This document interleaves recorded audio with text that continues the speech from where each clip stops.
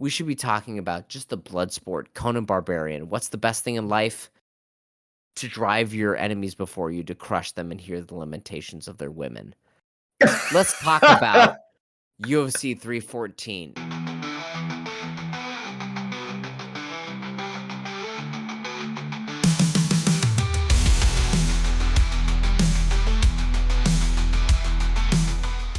All right, welcome to another episode of I almost just said Too Fast, Too Furious of Two Fight Fans podcast. I am one fight fan, Colin. And I'm super fast and super furious, Stuart. Yeah. For those who don't know, we were talking about how fast and furious things could be. So we're bringing it hot tonight. So Well, hold on. We were talking about how fast and furious our streams could be. okay, Because our prostates are healthy. That's what we were talking about. I was going to leave that part out. Yeah. You can cut that later if you want. Yeah, all right. you know. Well, let's talk about some things fast and furiously, just like our streams, because we have healthy prostates. Colin, did you watch any of the last fight card? UFC Apex, Emmet versus Murphy. Stu, you started this. How this year we were not going to watch Apex slop that we did not want to watch, or that didn't have any necessarily big ramifications. Now, granted, we did say that is this fight Lerone Murphy's chance to ascend to the top 5? And I see that he won by decision. So I did not watch the fight, but did you? I watched that fight, and I watched one other fight, which we can talk about a little bit later. But yes, Okay. I watched 2 fights from this fight card, and they fucking sucked. They sucked. I did read a little bit about this card, like the aftermath of what happened. But okay, tell me your thoughts about Lerone Murphy and Josh Emmett. Did it happen like we thought, like we predicted? It happened like the best I could say is Leon Edwards fight, right? Oh, okay. You control the fight, you do just enough, but like you easily let your opponent still hang around, even when it's clear you could stop them. Josh Emmett's old. Josh Emmett had nothing going for him, and Lerone Murphy just was like, I'm just gonna play it safe endlessly. It was not a great fight. Lerone Murphy is a very talented fighter. I did appreciate like seeing his skills, but this was not an entertaining fight. Did he just play it too safe? Like he was respecting Josh Emmett's like knockout power too much, or did it look like he just like couldn't figure out a way to put him away? Like when we would watch old GSP fights, and it was kind of this thing of like, it feels like if GSP really wanted to take more risks, right? If he wasn't just taking 10% risks, if he'd take 20, 30, 40% risks, or like put a little bit of his foot on the gas, he might be able to get a finish, but he chooses to kind of stay in that very safe zone where he is easily dominating, but not in a spectacular way. It felt like that.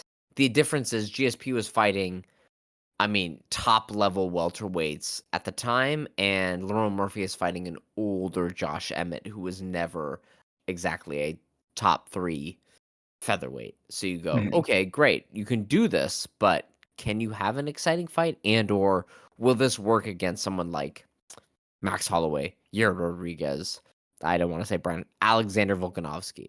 Like maybe, but you didn't give me any confidence that you can, like we said about like what do we need to see from like young talents? You need to be putting away fools, and he just didn't. So a pretty boring fight. I mean, it showed that he, like I said last time, Josh Emmett is the IQ test for this division and in the UFC, and he passed that IQ test. He went, yep, I know how to beat him.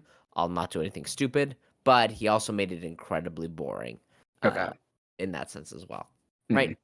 Does that make sense? Yeah. I mean, it's like, it's good that he got the win, but he didn't do it in an impressive way. So like, it tells me that he has the fight IQ to pass that test, but not to go beyond this really. Like he did just enough to get ahead, but to match up against the elite of the elite at that featherweight, which is pretty much anyone beyond Josh Emmett, he's not gonna fare well. Yeah, well, like he might be able to beat Brian Ortega, Yair Rodriguez. I mean, these people are above him in the rankings, I believe.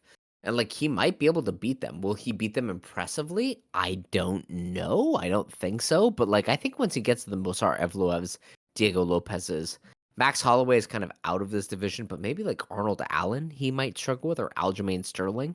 Mhm. People that have a little bit more like dynamic finishing threat and aren't just a clear IQ test of can you stay at jabbing range and circle, which was basically what this fight was. Stay at jabbing Mhm. range and circle for 5 rounds. Yeah.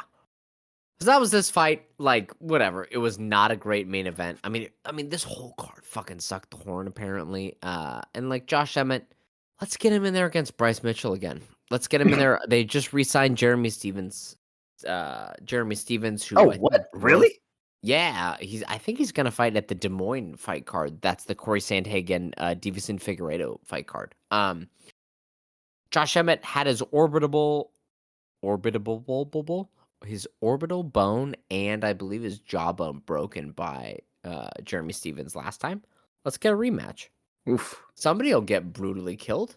Let's do it. But it's also, like we said last time, this is no country for old alpha men. And that's what happened with Josh Emmett. So, yeah. Uh, whatever. Like, Lerone Murphy is good, but it's kind of like Leon Edwards, right? Like, Leon Edwards, I recognize is very skilled, but I'm just like, you just don't.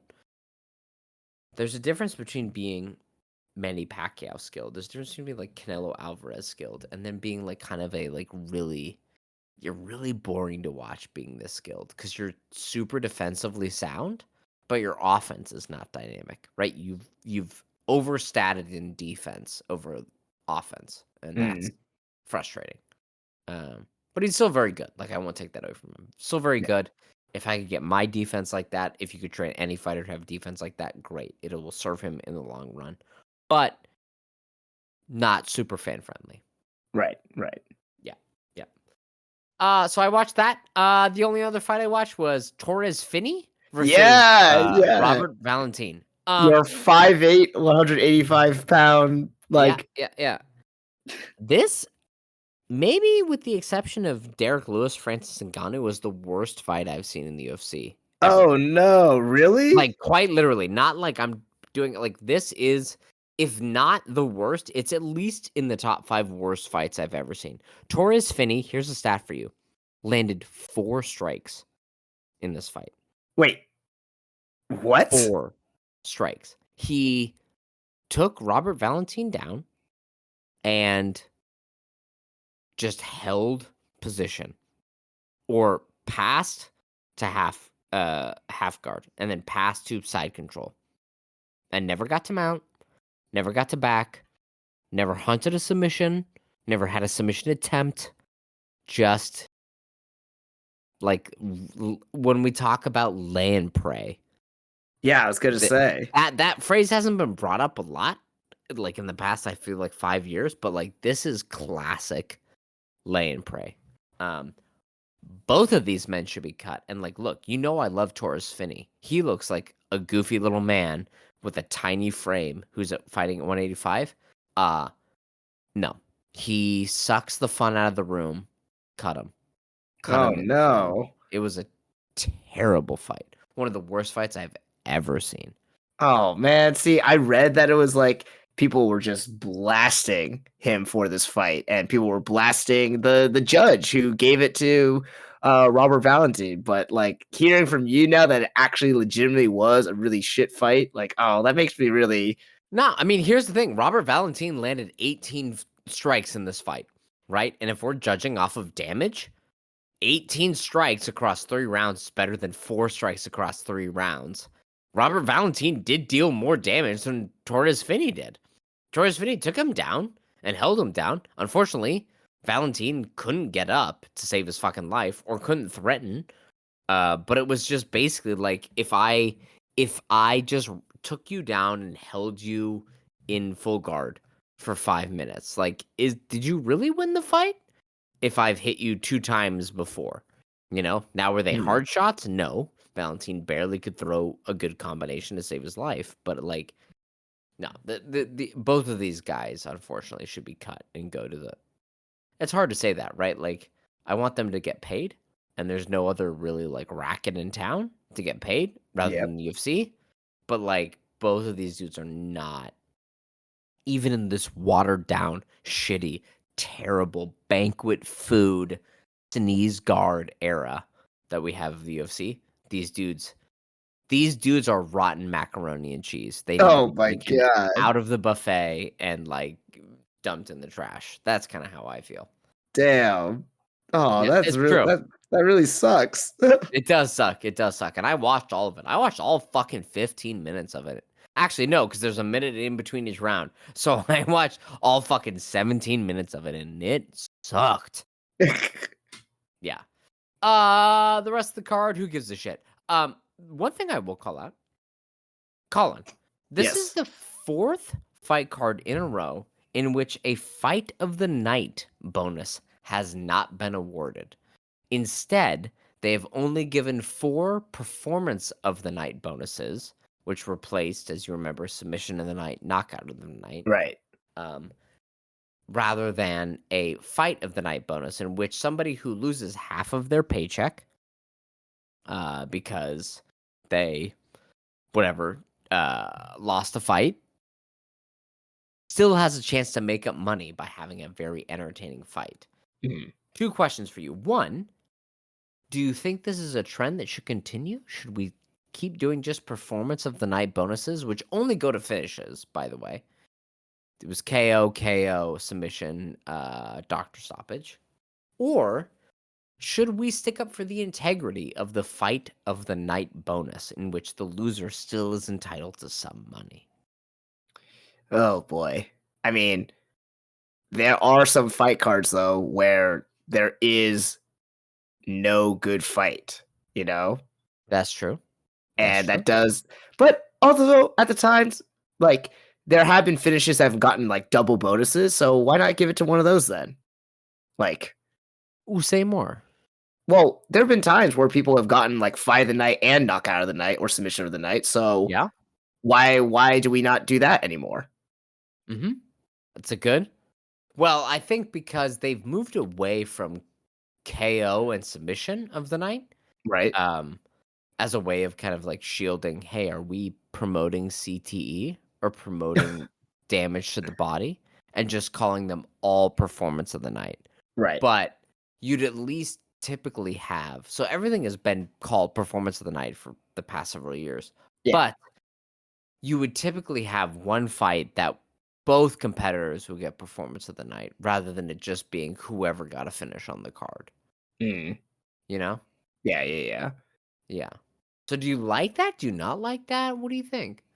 I mean, I do if it's just about fighter pay, then yes. Like I one, everyone should just be paid more, but that's not gonna happen. So this is one way to help 2 out of the 20 fighters on a card get Mhm. paid a little bit more what they're worth, A tiny bit a more. Yep. tiny bit more, yeah. But yeah, I also these like bonuses are just basically like I don't know how they're actually doled out or who decides them, but I imagine it's just Dana White going like, I like this fight.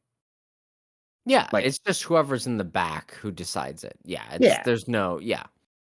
yeah, because oftentimes like the people who are more likely to win these performances are already people who have some clout and have some Mhm. fame within it. Like a Max Holloway is like 10 times more likely to win a performance of the night bonus. Now, he does put on very, very entertaining fights. That Mhm. that is his ability, but it's also because of his star power. Yeah. So it's just basically continuing to pay the people who are drawing in more, which yes, that is the business model as well. But I don't know, it's hard to eh, this is all just like this just highlights the problems with fighter pay in this quote unquote professional sport, you know? Yeah. So the Yeah. fact that like a fighter could be banking on the fact that they have to get a bonus to like, you know, potentially pay all of their coaches or their whole team or make the last, 12 weeks of their life worthwhile. Not great. Not great. Not great at all. I agree. So, I've got 2 questions for you.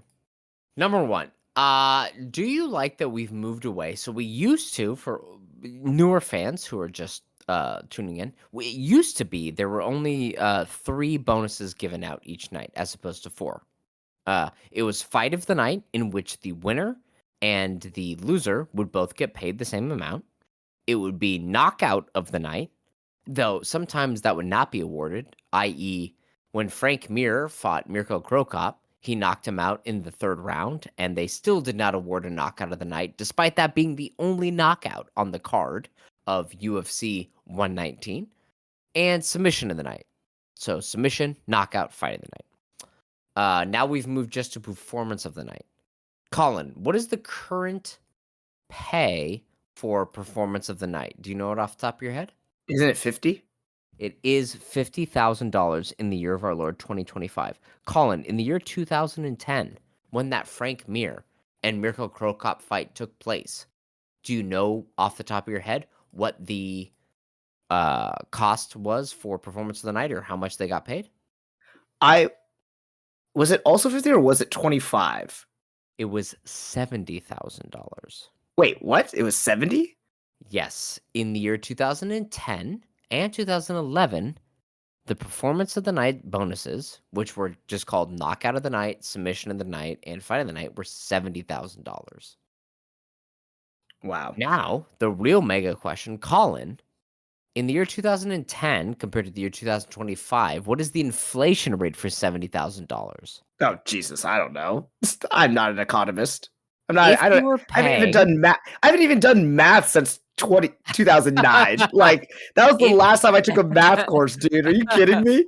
if you were paying current 2025 fighters the same rate that Mirko Cro Cop, Frank Mir, Sean Shirk versus Evan Dunham on that same card when Oh performance of god. the night, when they won $70,000, the cost for performance of the night would be $163,000.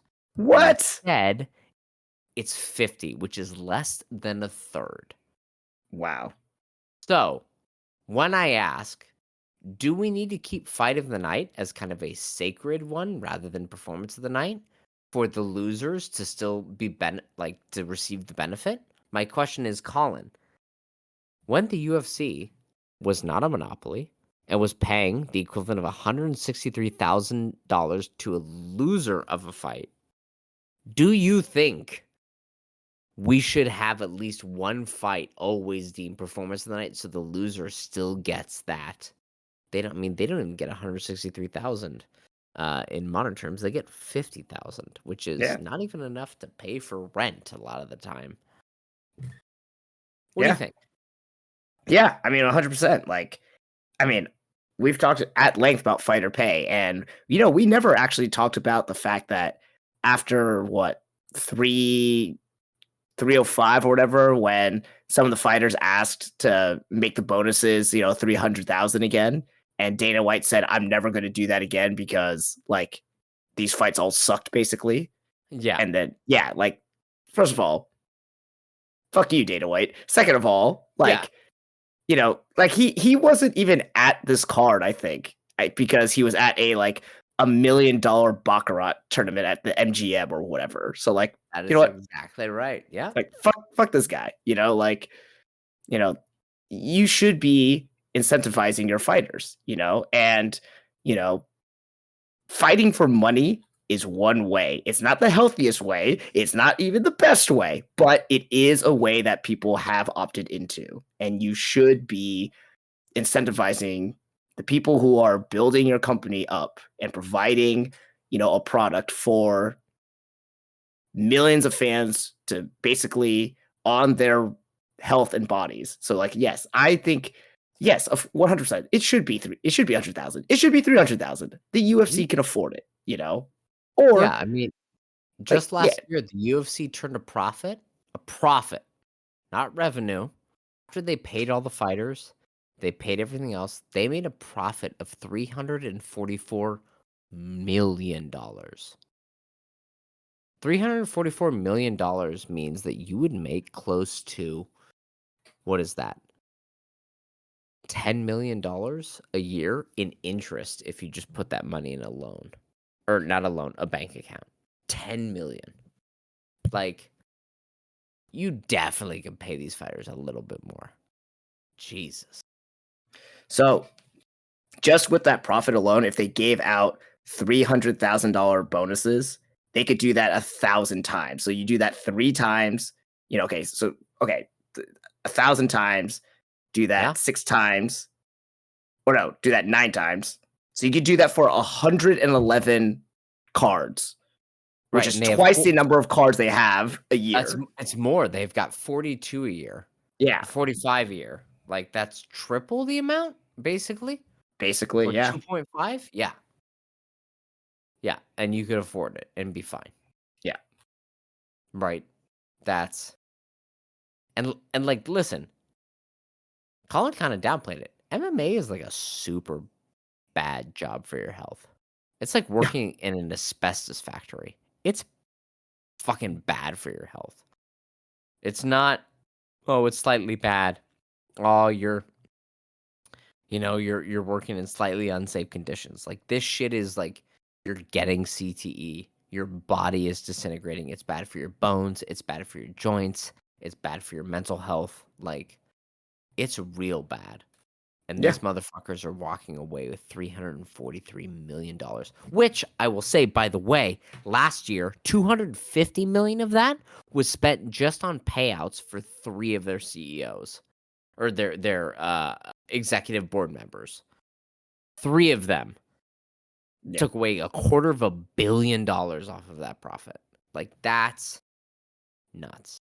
Yeah. Anyway, all of that is to say there should have been a fight of the night. It should have been Lerone Murphy and Josh Emmett, and Josh Emmett was entitled to 50,000. He was entitled to way more, but if 50,000 is the only pot going, he should have gotten $50,000 for that fight. Mhm. Anyway, so that's last weekend. A shit card, a terrible card. Colin, we've come in with such bad energy, We did. arguing for the rights of our fellow proletariat. This is terrible. This is a bad idea. We're watching fist fighting in a cage among shirtless people, except the women. But like, this is we should be talking about just the blood sport, Conan Barbarian. What's the best thing in life? To drive your enemies before you, to crush them and hear the lamentations of their women. Let's talk about UFC 314 and not the main card, because the main card we'll get to. It's a fucking banger of a main card. Let's get to the prelims, because the prelims are also fantastic. Yeah. Colin, do you have a favorite fight on the prelims of UFC 314? Yeah. Yeah. Lay it on me. Uh, it's going with one of my predictions. I'm very excited for Yen Shannon versus Verna Jandiroba. Ooh, yeah? Yeah, Okay. yeah, yeah. I, Tell me what gets you hot and bothered about this fight and how you think it'll go. well, I think it's one of the fights on the prelims that has like immediate ramifications for the winner. I think Mhm. especially if Yan Xiaonan wins, which I think she will, she can challenge uh Zhang Weili for the title again in a rematch with a very close fight the last time they had.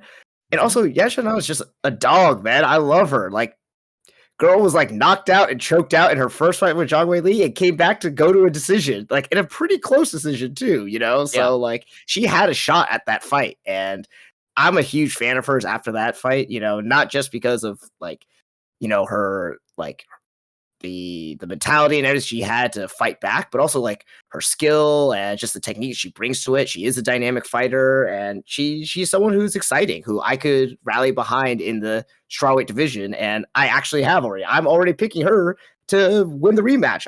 I'm rooting for her. I Yeah. want her to win, so I'm throwing my whole weight behind her on this prelim card. That makes sense, and it's like, this is actual, as much as we shit on UFC matchmaking, this is good matchmaking. It's the Yeah. number 1 contender versus the number 3 contender. Number 2 is Tatiana Suarez, who just lost to Zhang Weili. So, like, this is a clear, like, who is next up in line. Mhm. And, like, I'm right there with you. I think Yan Shanan's got this in the fucking bag. Yeah. And I'm excited for the Zhang Weili Yan Shannan fight. Was pretty entertaining. Like, Yeah. Yeah. it was a pretty good fight when we saw it. Was it UFC 300? Like, was it UFC 300?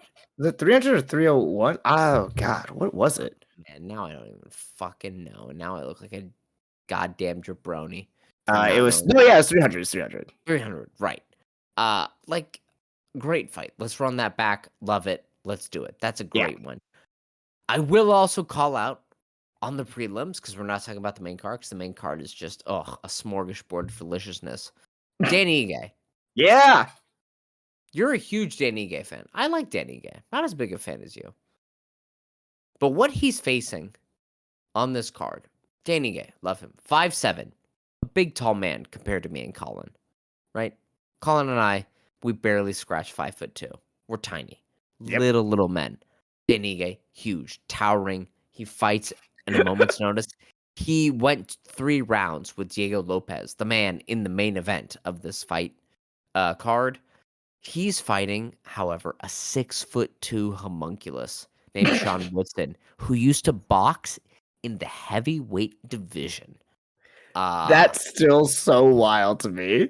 Like, what the fuck? Crazy, right? Now, here's the thing. Sean Woodson, every time I see him fight, I go, this is crazy. He can't win. His skill's not very good. He's built. I mean, we'll say it. He's built different, but not in like the good way you want to be built different. Like he's just built weird. Yet this motherfucker is 13-1. So shit's working for him. Yeah. He's really he beat Jourdain. He beat Bazucha. He beat Alex Caceres. He beat Padilla. Like he's winning. Dan Ige against Sean Woodson. Like I believe in Dan Ige. I think Dan Ige is really great, but like Sean Woodson fascinates me. I think this is a great fight to be the main Yeah. prelim Hmm. of the card. Um, Colin, you've never watched Sean Woodson fight. I know. Are you gonna finally watch him fight Dan Yes, Ige when I he will has a watch. 5-inch height advantage and a 7-inch reach advantage? Jeez. You mean Yeah. wait. Disadvantage Sean Woodson has a 7-inch reach advantage over over Dan Danny. Ige. Yeah, sorry. I think I heard you say Dan Ige had the advantage. Like, wait a minute. He's 5'8" against a 6'2", but has a 7-inch reach advantage? No. No. Yeah. Okay. Sean Woodson is all the advantages, Yeah. except the fact that he's got a big ass dome. Probably is going to be easier to hit. And we know Danny Gay can thump, but Danny Gay getting a little old, a little long in the tooth. Sean Woodson miraculously keeps winning. A pretty interesting fight. Will you Yeah. finally watch this? Yes, I will. And I will be pulling for Danny Ige. I love him. He him stepping in on 2 hours notice. I Yeah, fucking love it. He's from against Hawaii as Diego well. Lopez. Yeah, not an easy fight. And he just was like, Mhm. I've been training. I'm ready to go. Let's do this. And he, you know, uh, he gassed in the end, which is something that, I am concerned about. He tends to, he has shown a propensity to gas in the midway to end of the fight. So I am a Mhm. little concerned about that. But I'm going to be pulling for him, but that is, God, it 6'2" at 145 pounds. That's Well, fucking and tall, man. yeah, with a melon the size of Jupiter. Just a dome piece on this motherfucker. And also, like, you pull up a picture of him, and you'll see it too when you watch the fight. His feet and hands, it's clear that it belongs to a heavyweight. Like, he's just got proportions that are absolutely insane. That's why I call him the homunculus. He he looks like a freaky little depiction of a dude. Yeah. Well, okay, so we've called up the top 2 prelims, so we got to go through the rest. The Warhorse Jim Miller is back, baby. Yeah. And he's fighting Chase Hooper, an extremely young man. Colin, will this fight be sad? Will it be sad to see? Because Chase Hooper has gone in there and submitted Clay Guida. He's gone in there and he's submitted Borisov. He's gone in there and he's submitted a lot of our old men favorites. Do we think Jim Miller is going to be susceptible to Chase Hooper submissions? So you're saying he is a grappler then? Chase Hooper is very much Yes, very much a submission grappler. He's got okay. basically no stand up. He's got some stand up, but it's not great. And then we've got Jim Miller. Yeah. Well, Jim Miller's old, but he is savvy, and a That's lot true. of his wins over his, like, what, 50 fight career, whatever it's fucking been, Mhm. he's Mhm. what like, he has knocked people out, people think about that, but he is a submission grappler. Yeah. So, can the wisdom, can the experience keep Chase Hooper in check? Like, I don't know if Jim Miller will use his grappling to negate the takedowns of Chase Hooper that Mhm. force Chase Hooper to stand and bang with him, because then Jim Miller may have an advantage on that ground, or he'll just be willing to go to the ground and test his skills against a much younger, more game, I guess you could say, submission grappler then. Mhm. Like, Chase Hooper's nearly, like, 15 years younger than Jim Miller. Yep, yep. Now, if Jim Miller keeps this thing standing, I could see him beating Chase Hooper, but, like, it's hard, man. Mhm. Lightweight's also no country for old men, but you know what? I'm pulling for Jim Miller. I think he's I'm gonna do it. I think I'm he's pulling gonna for do Jim it. Miller too. I love Jim Miller, you Yeah. know? Yeah. So, I mean, that's an interesting fight just for, like, the age dynamic and, like, it's Jim Miller, baby. You gotta be pulling for him. Um, the last one on I mean, anything else to say about that fight? No, no, no, no. Yeah, Nah. that's good. Last one on the prelims. Bro, Darren Elkins is still out here fighting. Yeah, I had no idea he was still even signed to the UFC. Like, I think he won his last fight too. That tattoo on his chest is not doing him any favors, but, like, he did. He won his last fight. He won his last 2 fights. But is he gonna beat Julian Erosa? Look, Colin, what's the best we can hope for in this fight? he doesn't get hurt. Yeah. But, I mean, that's the thing with Darren Elkins. He gets hurt, he gets the shit kicked out of him, and then he still comes back and wins. Yeah, yeah. Like, he's kind of in a weird way, he's kinda like Tony Ferguson, where, like, Tony Ferguson would routinely get the shit kicked out of him in his fights, but then come back and win, and, like, it was kind of a part of the process of him winning, is, like, getting the shit kicked out of him for a little bit, but, like, being like, "I'm so infinitely durable that you're gonna get tired punching me in the face, but I won't get tired punching you in the face." And then when that finally cracked, when Justin Gaethje delivered a fucking nuclear bomb on Tony Ferguson's body, then it all fell to pieces. Like, do we think Darren Elkins is at that same level where he's just a walking radioactive husk from an H bomb, or do we think he's still got some life in his body? Hmm.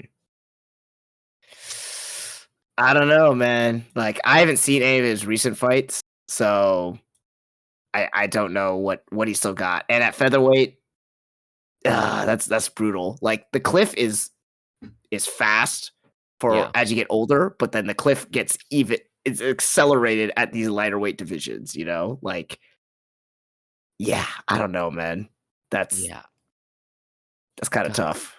I'm trying to look at like when was the last time he had like when was that amazing win where he came back where it looked like he was nearly dead and he won in the third round? In the third round, I'm just Like what? looking through his record here. Oh, God, it was against Mirsad Bektic in 2017 where he motherfucker's got been the fighting in the UFC since 2010, though. yeah, Jesus. dude. Yeah. Dude, motherfucker's been here since the first Obama administration. You know what I'm saying? Like, Dude, he lost d to Charles Oliveira at the Jones Matyushenko fight card. Like, what the hell? yeah, man. Like, he again, Jeremy Stevens left the UFC and has been recently re-signed, and he lost to Jeremy Stevens. Like, Jesus, yeah. he fought Dwayne Ludwig, who coaches TJ Dillashaw and used to coach Uriah Faber. You know what I mean? Yeah, yeah, man. Like, Jesus. And I remember that Mirsad Bektic fight. This is 2016 he fought Mirsad Bektic? Yeah, 2016. No, 2017, sorry. Uh, he got the shit kicked out of him for 2 rounds. Like, absolutely demolished. And then Bektic gassed out from beating his ass so hard, and Elkins came back and ground and pounded him to a win. And it was like, Wow. "Oh my god, what a great final victory for this guy. He should probably ride off into the sunset. And then he's fought 1, 2, 3, 4, 5, 6, 7, 8, 9, 10, 11, 12 more times since then, right? And he's not fought chumps. He fought Alexander Volkanovski, Michael Johnson, Dennis Bermudez, Ryan Hall, Nate Landwehr. These guys suck. These guys suck. These guys suck. Yeah, he's mostly been fighting shitty people since then. But like, I mean, this, I feel bad. Give Yeah. him a big bucket of cash and let him go away. Um, but boy, howdy, he might still beat Juliana Rosa, but I doubt it. Darren Elkins has got fucking. The dude's got more miles on him than like a fucking jalopy. Like the dude's Yeah. done. The dude's done. Yeah. All right. Well, those are the prelims. I mean, 3 interesting fights out of the 4. Yeah. Yeah. Anything interesting on the early prelims to you?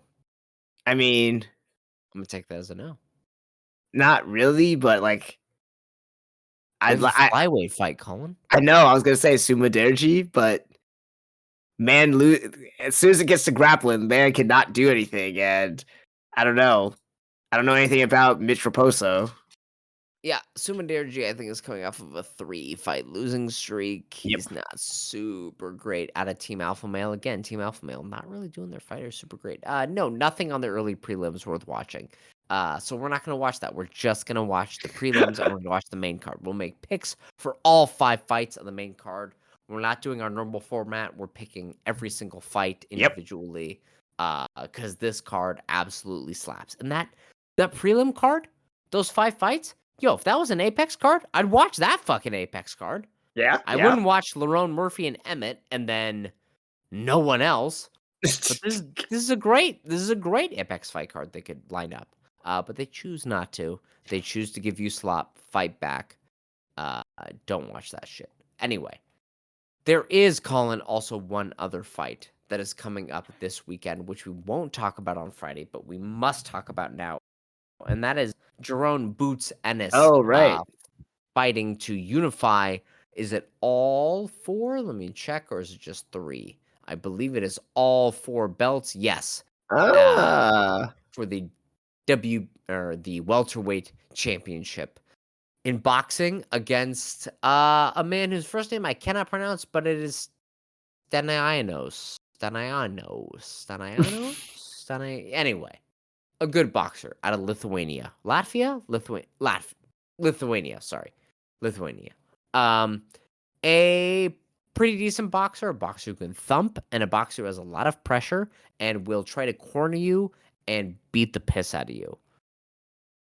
Colin, did you watch the last fight between Ennis and his opponent? I think I did. That was either the Chukadzazian fight or the Avanasian fight. Oh, maybe I only watched the highlights after because this might have been one of those ones where you told me like I have to watch it. I watched Yeah. just the highlights afterwards. Yeah. Yeah, and it ended up being pretty shitty. The last 2 fights have been pretty bad. Because what it turns out to be is very short cliff notes is Jerome Ennis, extremely skilled, talented fighter, can fight out of both stances, has pretty dynamic offense, but is pretty lackadaisical with his defense.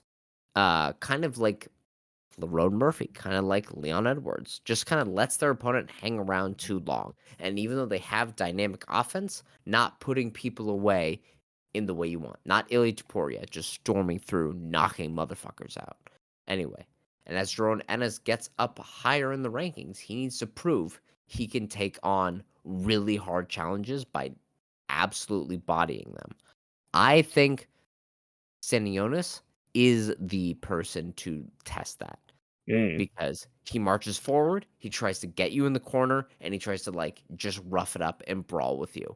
And so being lazy with your defense is not going to work for Boots Ennis, and he's going to absolutely need to gain respect early and like keep that pressure up. Otherwise, his opponent is going to bury him. So I think this should be a much more entertaining fight than the last 2 Boots Ennis fights. But The issue with Boots is he's so skilled that he can sometimes scare his opponents away to, like, not doing anything, and then rather than capitalizing on that, he goes, "Well, I'll just coast," which is not great. Mhm. Yeah. But a good fight overall, right? Like, we need to get someone for Boots to fight who's gonna be in his face and really force him to kind of make decisions in which he has to choose between actually having defense, not just kind of resting, or pushing his offensive advantages. And Mhm. this, I think, should be the fight. Anyway, that's boxing. Yeah. Uh, this card, the Boots Addis card, will also take place during UFC 314. We're going to be watching UFC 314 because, like I said, the prelims already slap. We've got Yan Shannon, Jim Miller, Jared Elkins. Right? We've got people. We've got people. And then the main card absolutely slaps. And we're gonna get to that this Friday. All of you tune in. All of you listen for that. Colin, anything else to talk about?